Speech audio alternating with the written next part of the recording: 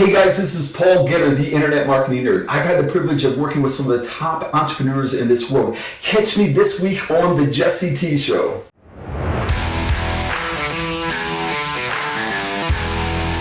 Paul. My brother, good to see you, man. From another mother, man. Yes, Finally yes. get to meet face to face. We've done a lot of work over the Zooms and the interwebs. Yeah, and here we are. absolutely. Pleasure meeting you, man. Dude, it's so cool to have you here, man. So we're here in Atlanta, and you're kind of scouting the territory, looking around for some different things, and I was like, we got to get our face to face in. I know. Like you said, we've talked a lot on Zoom and connected, and I obviously feel like I really already know you and stuff, but it's always good to meet in person. Yeah. When I saw you, I was like, there he is. And you're live in the flesh, and you're all in your outfit, your uniform. You're so absolutely your outfit. This is what I sleep in. So, I've been very impressed with connecting with you as a human being, working with you as a human being. You're someone I look up to as an advisor and as a friend, and you've really helped me in my business tremendously with marketing and with all sorts of different things and insights and business tips. And I just want the world, there's like maybe 5 or 6 people that haven't heard of you. Tell the world a little bit about who you are and what you do. Yeah, sure. So I've had the privilege of working with some of the top entrepreneurs online. Guys like Ty Lopez, Grant Cardone, Bob Proctor, Les Brown, A-list celebrities, Fortune 500 companies, help them build their personal brand and grow and scale their business. So known as the Internet Marketing Nerd, and that's what I do. The guy in the bow tie. The guy in the bow tie. I had someone connect with me, one of our salespersons or something like that, made an introduction, and they were wanting to work with our agent. They said, "Oh, I know you. You're the guy in the bow tie." So I'm like, "Okay, don't know my name, but the guy in the bow tie, that works." When I tell people about you, I was like, he's so cool. He has just @Paul as his name on Instagram. Like, how many people just have one name, right? It's like, and especially Paul, a common name like that. Like if it was Cher or if it was something else. Yeah. Paul. Yeah.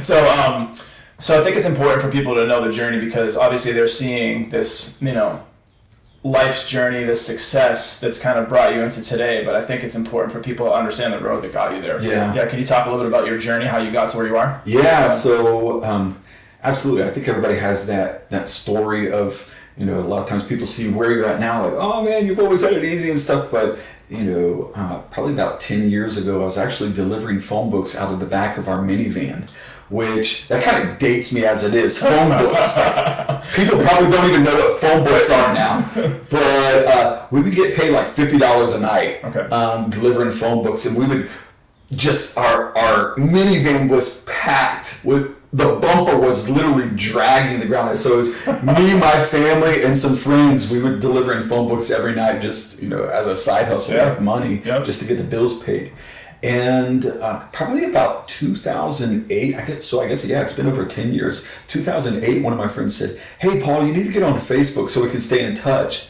I remember jumping on Facebook. I'm like, man, this is just for kids.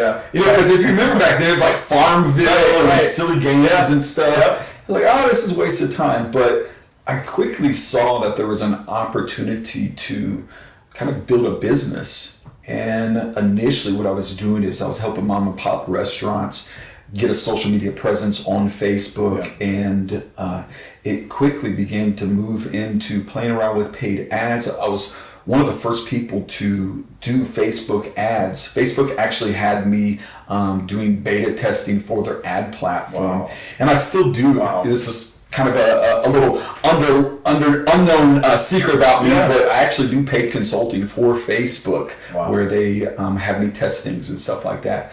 But so I started playing around with Facebook ads, and I guess just being one of the first persons in there, I grew quickly, and one thing led to another, and big businesses are reaching out to me. I'm like, wow, there's really some good opportunity to make money on this Facebook thing. Was there any prior training, or was it all like on-the-job training? Were you just learning as you were going, or did you have like an innate understanding of marketing or the technical side of running ads? Yeah, so I've always, people ask, how did you become why the Internet Marketing Nerd? And I'm like, well, I've always kind of been a nerd. When I was about 10 years old, my mom, I think we found an old computer that someone had thrown away, and so we started playing around with it. Me and my brother got it running and stuff. And it was a Tandy 1000EX. I don't know what that is. Yeah. Radio Shack. There was no such thing as hard drives back then. Okay. They had the large floppy disk. Yeah. And, but we couldn't afford to get the floppy disk. So anytime we wanted to play a game or do something on this computer, it had a little programming book where you could program the games. Wow. And you would normally save those to a disk and use that disk. But since we didn't have a disk, we had to turn off the computer. When we turned it back on, we had to reprogram it all over again. Yeah, so when I was 10 years old, I was programming games into a computer, and I memorized it. I remember when I went to middle school, we had computer labs, and the teacher gave us instructions, and I'm just like playing in the background on my computer. I'm like, oh yeah, I remember how to do this, and I code this game in there, and the teacher walks up to me and she's like, how in the world did you do this? Right, you're like a wizard. Yeah, and so I guess I always kind of had the nerd, techie interest in computer, and at my age, I can say I lived before the internet. There was no internet. So when the internet first started, I was playing around with it, building websites, or back then they were bulletin board systems. Yeah, okay. BBS. Yeah. BBS is what they call them. And so I did that. I went to college and got a degree in theology, which is, religious studies. Yeah. While I was there in college, I was helping the college put together a BBS for them. So I've always kind of had a tech understanding and self-taught.